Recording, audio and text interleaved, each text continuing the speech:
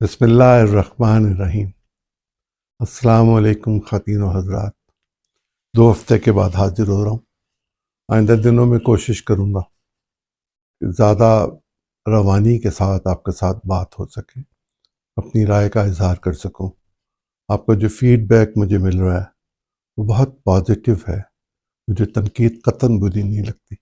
میں اسے خوش آمدید کہتا ہوں، جس کا جی چاہے جب جی چاہے وہ تنقید کر لے۔ میں اپنی بات کہوں گا اور وہی بات کہوں گا جو میں سمجھتا ہوں کہ بہتر ہے۔ نہ مجھے جھوٹ بولنا ہوتا ہے، نہ مجھے لمبی تمہید باندھنی ہوتی ہے، نہ مجھے ٹکڑوں میں بات کرنی ہوتی ہے، نہ میرا یہ کاروبار۔ میں نے جیسی زندگی گزاری میں جانتا ہوں میرا رب جانتا ہے، جس حیثیت میں بھی گزاری میں جانتا ہوں میرا رب جانتا ہے۔ مجھ پہ بلا ضرورت کسی بات کی کوئی فرق نہیں پڑتا، کسی بات کا مجھ پہ کسی کا رنگ نہیں چڑھتا۔ میں اپنی سوچتا ہوں، اور آج جو میں آپ کے سامنے رکھنے جا رہا ہوں وہ یہ ہے کہ کیا سیاسی نتائج کو تبدیل کر دیا جائے گا؟ کیا انتخابات میں دھاندلی ہوگی؟ کیا پولنگ سکیمز کو اٹھا کے پھینک دیا جائے گا؟ کیا فارم 45 نہیں ملے گا؟ کیا پولنگ ایجنٹس نہیں بیٹھیں گے؟ کیا ہوگا؟ کہیں ایسا تو نہیں کہ کچھ بھی نہ ہو اور لوگوں کو پھر بھی انتخابی نتائج پریشان کر دیں؟ پچھلے 3 انتخابات گویا 2018، 2013 اور 2008 کے انتخابات کے حوالے سے بات کروں گا۔ 2008 کے انتخابات سے پہلے محترمہ بے نظیر بھٹو اللہ کو پیاری ہو گئی۔ حادثہ تھا، بہت برا ہوا تھا، یقیناً بہت افسوسناک تھا، نہیں ہونا چاہیے تھا۔ وہ ایک اچھی لیڈر تھی، وہ لوگوں کو اکٹھا کر سکتی تھی، اپنی بات کمیونیکیٹ کرنے کی صلاحیت ان میں بہت زیادہ تھی۔ وہ سمجھدار تھیں، تجربہ کار تھی۔ وہ نقصان شاید پیپلز پارٹی کبھی پورا نہ کر سکے، اور پیپلز پارٹی کبھی اس پوزیشن میں نہ آ سکے کہ ان کا متبادل کوئی ان کی میں سے سامنے آ سکے۔ دوسرا ہے 2013 کا انتخاب۔ 2006 کے قریب 5-6 میں جو پیپلز پارٹی اور پی ایم ایل این نے ایک ایگریمنٹ کیا تھا، جس کو چارٹر آف ڈیموکریسی کے نام سے جانا جاتا ہے، اس کے نتیجے میں یہ بات جس دن یہ ہوا تھا اس دن سے واضح تھی کہ ایک باری پیپلز پارٹی کی ہوگی اور دوسری party P M L N کی ہوگی۔ 2008 میں ممکن ہے یہ باری پی ایم ایل این کی ہوتی، لیکن محترمہ کے شہید ہونے کے بعد وہ غصہ بھی تھا، ہمدردی کا ووٹ بھی تھا، صورتحال یکسر تبدیل ہو گئی تھی، لیکن اس معاہدے کی خلاف ورزی بھی کہیں نہ کہیں ضرور ہوئی تھی۔ یہ طے تھا کہ فوج سے مدد نہیں لی جائے گی، لیکن فوج کے ساتھ نیگوشیٹ کیا جا رہا تھا، اور کسی چھوٹی سطح پہ نہیں کیا جا رہا تھا۔ پاکستان کے اس وقت کے فوجی عامر پرویز مشرف صاحب کے ساتھ یہ نیگوسیشن پیپلز پارٹی نے کی تھی۔ اس پر اگر آپ کہیں گے کسی وقت تو میں بات کر لوں گا، لیکن ابھی میں تو اور بات کہنا چاہتا ہوں۔ اس کے بعد بڑی واضح سی بات تھی کہ اگلی باری پی ایم ایل این کی ہوگی۔ کیا پی ایم ایل این ان معیارات پہ پوری اتر چکی تھی کہ جس کے نتیجے میں یہ سب کچھ ہوتا؟ میں اس پہ سوالیہ نشان چھوڑنا چاہتا ہوں، اس لیے کہ میرے منہ سے نکلا ہوا لفظ شاید زیادہ پکڑا جائے گا۔ میں ایسے وقت میں رائے عامہ کو اس طرح متاثر نہیں کرنا چاہتا جس طرح بہت سارے لوگ شام کو بیٹھ کے یہی کام کرتے ہیں۔ تیسرا انتخاب ہے 2018 کا۔ نظر آ رہا تھا کہ پاکستان تحریک انصاف اس میں کامیاب ہو جائے گی، اور تحریک انصاف جو پروگرام لے کر سامنے آئی تھی، محسوس ہوتا تھا ملک کا کوئی مسئلہ باقی نہیں بچے گا۔ یوں پیپلز پارٹی اور پی ایم ایل این کونوں میں جا لگی تھی، ان کے لیے جگہ نہیں ملتی تھی۔ پنجاب میں یا سندھ میں ان کے لیے مشکل تھی، کے پی کے میں تو ویسے ہی مشکل تھی، لیکن بلوچستان میں بھی آسانی نہیں تھی۔ پاکستان کی پولیٹیکل پارٹیز کے لیے اتنا طوفان بدتمیزی کبھی نہیں اٹھا تھا جو 2018 کے انتخابات اور اس کے نتیجے میں بننے والی پہلی حکومت نے اٹھایا۔ بہرحال وہ حکومت جا چکی، وہ پارٹی چلی گئی۔ بلّہ میں نے آپ سے کہا تھا نہیں رہے گا، وہ نہیں رہا۔ ان کی خواتین کی نشستیں نہیں مل سکیں گی، بالکل نہیں مل سکیں گی۔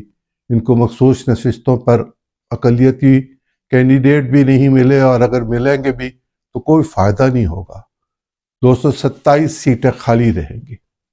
اس کے نتیجے میں پاکستان کا اگلا صدر پی ٹی آئی کا ہمدرد تو نہیں ہوگا آج کے حالات میں، اس لیے کہ بلوچستان کی اسمبلی کے ہر ممبر کا ایک ووٹ ہے، اسی طرح نیشنل اسمبلی کے ہر ممبر کا ایک ووٹ ہے، سینٹ کے ہر ممبر کا ایک ووٹ ہے، اور پنجاب کے ووٹ بھی اتنے ہی ہیں جتنے بلوچستان اسمبلی کے، گویا 65۔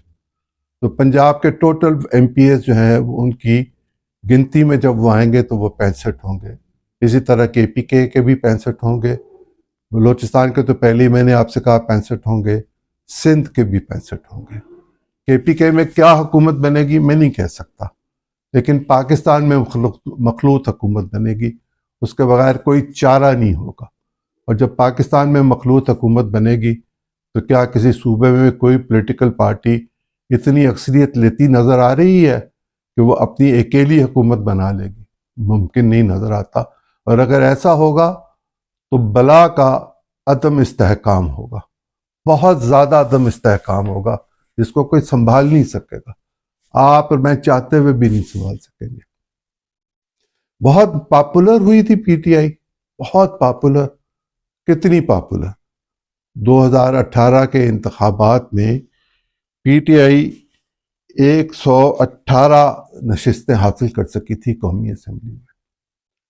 قومی اسمبلی کا ایوان اس وقت 272 کا جنرل سیٹس پہ تھا اور ٹوٹلی 342 سیٹس پہ تھا، اور پی ٹی آئی 118 نشستوں پر جیتی تھی۔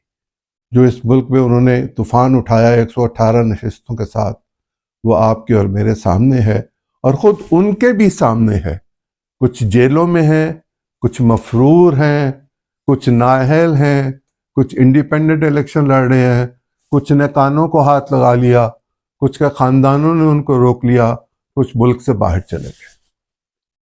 اور اسی طرح جس وقت یہ نظر آ رہا تھا کہ پی ایم ایل این کی حکومت بنے گی 2013 میں اور ان کے اتحادیوں کی حکومت بنے گی، تو آپ کو سن کے کوئی حیرانگی نہیں ہوگی کہ پی ایم ایل این کے پاس 2013 میں صرف 129 نشستیں اپنی تھیں، جس کے بعد کچھ خواتین کی، اقلیت کی، وہ بات کی بات تھی، لیکن 272 نشستوں پر سے ان میں سے صرف 129 وہ لے سکے تھے، باقی دوسری پارٹیز کے پاس تھیں، اور پیپلز پارٹی کے پاس تب 36 نشستیں تھیں۔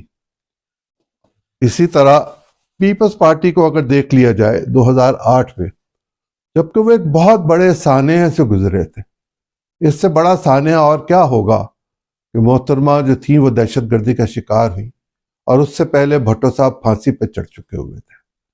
ان کو 2008 میں جب وہ پرویز مشرف کے خلاف نیگوسیشنز میں بھی تھے، ایجیٹیشن میں بھی تھے، موومنٹ بھی بنی ہوئی تھی، محترمہ شہید بھی ہو گئی تھیں، تو 91 سیٹس تھیں پیپلز پارٹی کے پاس۔ کہاں 91، کہاں 129، کہاں 118؟ آپ ذرا دیکھ لیجئے ان کو کہ ان نشستوں کے ساتھ یہ تین جماعتیں پچھلے 3 انتخابات کے بعد حکومتیں بنانے میں کامیاب رہیں۔ کیا جادوگری تھی؟ جادوگری کو بھی سمجھنے کے لیے ہم تھوڑا اور آگے چلے جاتے ہیں۔ پیپلز پارٹی نے 2013 میں صرف 36 سیٹیں لی، 36۔ خواتین کی اور اقلیتوں کی بات نہیں کر رہا، قومی اسمبلی کی جنرل سیٹس 36 تھی، اور 2018 میں ان کے پاس 43 سیٹیں تھیں۔ 43 سیٹیں کے ساتھ وہ پھر بعد میں حکومت کا حصہ بنے، اور پی ایم ایل این کے پاس 2008 میں، جبکہ پرویز مشرف جو تھے وہ جا چکے تھے اور وہ جانے کے قریب تھے، نظر آ رہا تھا کہ وہ جا چکے ہیں، پی ایم ایل کیو دم توڑ رہی تھی، عجیب و غریب صورتحال تھی. میاں نواز شریف کی واپسی ہو چکی ہوئی تھی لیکن ان کو 67 سیٹس ملی تھیں 2008 میں. پیپلز پارٹی کو 91 اور ان کو 67، جبکہ ان کو 2013 میں پی ایم ایل این کو 129 سیٹس ملی. اور 2018 میں جبکہ ان کی حکومت ختم ہوئی تھی، لوگوں کو پتہ بھی تھا کیسے ختم ہوئی ہے، لیکن تب کا میکینزم جو تھا اس نے اس بات پر اپنے آپ کو آمادہ کر لیا کہ ان کو 64 سیٹیں تو دے دی جائیں. یہ 64 سیٹوں کے ساتھ قومی اسمبلی میں موجود رہے. لیکن میں ایک بات کہنا چاہتا ہوں کہ ان کے لوگوں نے ڈیفیکشن نہیں کی. یہ ایک مثبت بات تھی.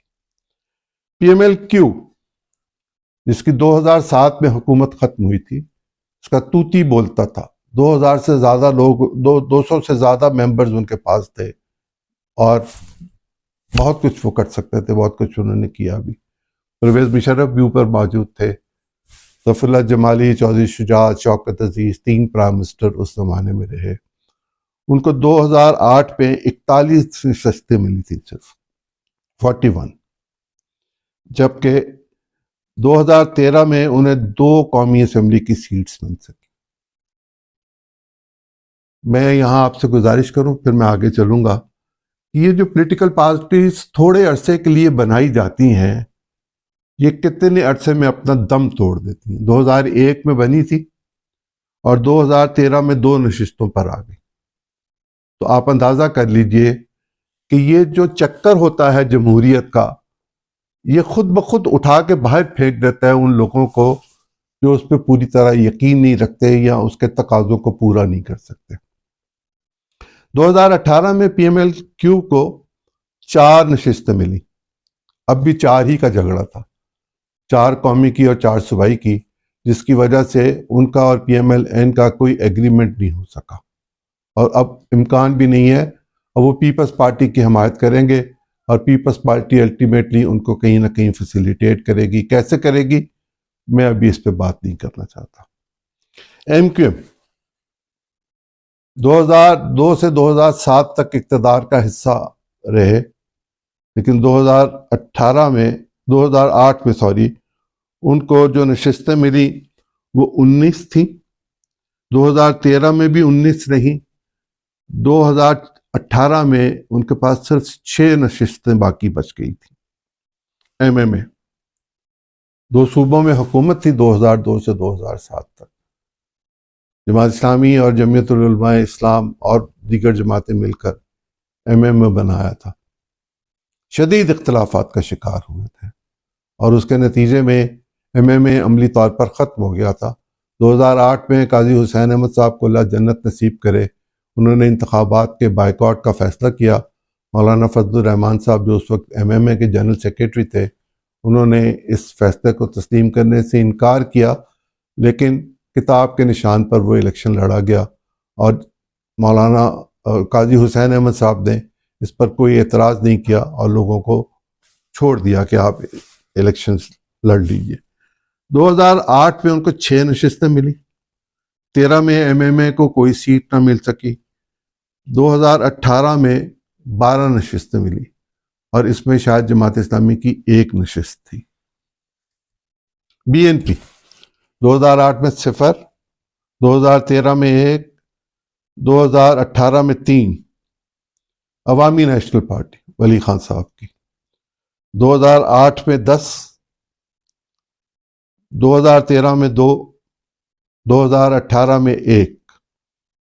باپ اس کا تو وجود ہی نہیں تھا، یہ تو بنی بہت بعد میں. تو 8 میں کوئی نشست نہیں تھی، 13 میں بھی ان کے پاس 0 تھا اور اس کے بعد ان کو 4 نشستیں ملی.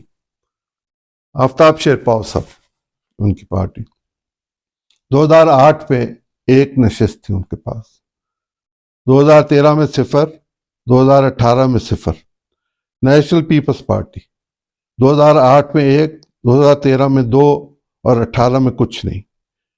پی ٹی آئی 2008 میں 0، 2002 میں 1 سیٹ تھی، 2013 میں 26.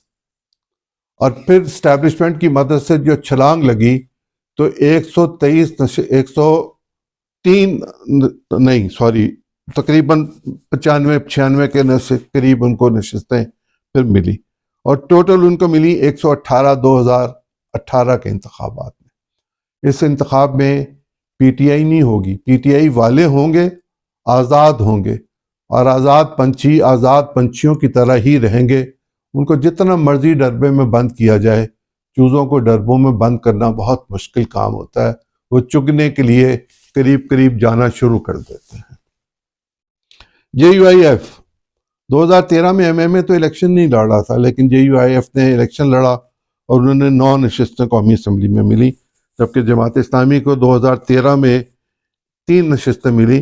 2018 میں چترالی صاحب، عبدالاکبر چترالی صاحب ان کے رکن تھے۔ پشتونخوا 2008 میں 0، 13 میں 3، 18 میں 0۔ نیشنل پیپلز پارٹی 2008 میں 0، نہیں سوری نیشنل پارٹی بلوچستان 2008 میں 0، 2013 میں 1، 2018 میں 0۔ قومی وطن پارٹی 2013 میں 1 نشست ملی، نہ اس سے پہلے نہ اس کے بعد۔ عوامی جمہوری اتحاد 1 سیٹ ملی 2013 میں، نہ اس سے پہلے نہ اس کے بعد۔ 2008 میں، یہ میں بعد میں بات آپ سے کرتا ہوں اس بارے میں، ایک اور پارٹی بنی تھی پی ٹی آئی، جو آزاد ممبرز تھے 18 کے ساتھ 2018 میں، ان میں سے 9 لوگوں نے جوائن کیا تھا، 9 ہی جیت کر آئے تھے انڈیپینڈنٹ، 3 شاید باہر رہ گئے تھے، سوری 9 نہیں جیت کے آئے تھے، 12 جیت کے آئے تھے۔ بی این پی عوامی 2008 میں 1 نشست ملی، پھر کوئی نہیں ملی۔ جی ڈی اے 2018 میں 2 نشستیں ملی، اب وہ پھر الیکشن لڑ رہے ہیں۔ محترم اعجاز الحق صاحب، مسلم لیگ ضیاء الحق، نہ اس سے پہلے نہ اس کے بعد 13 میں 1 نشست ملی، اور اعجاز الحق صاحب پہلے بھی ہارے، بعد میں بھی ہارے۔ A P M L Pervez Musharraf صاحب کی پارٹی 2013 میں 1 نشست ملی۔ اس دفعہ جو انتخاب ہونے جا رہا ہے، اس میں میرا یہ خیال ہے کہ ممکن ہے 70 سے زیادہ لوگ انڈیپینڈنٹلی الیکشن جیتے، اور یہ کوئی ضروری نہیں ہے کہ یہ پی ٹی آئی کے لوگ ہوں گے، نہیں، ان میں وہ لوگ بھی ہوں گے جو پی ٹی آئی سے الگ ہو چکے ہوئے ہیں۔ جیسے میں نے پہلے آپ سے کہا تھا کہ میں بعد میں بات کرتا ہوں آزاد لوگوں کی۔ 2008 میں، یہ میں ایک ٹرینڈ آپ کو بتانا چاہتا ہوں، 2008 میں 29 ایم این اے جیت کر آئے تھے انڈیپینڈنٹلی، جنہوں نے مختلف پولیٹیکل پارٹیز کو جوائن کیا۔ 2013 میں، 2008 میں نظر آ رہا تھا کہ پیپلز پارٹی جیتے گی، اسی طرح 2013 میں سب کو پتا تھا کہ پی ایم ایل این جیتے گی، اور 2013 میں 27 لوگ جیت کر آئے انڈیپینڈنٹ، ادھر ادھر پارٹیز کو جوائن کر لیا، اس پہ بھی بعد میں بات کرتا ہوں۔ اور 2018 میں 12 جیت کے آئے تھے، جن میں سے 3 نے پی ٹی آئی جوائن کر لی۔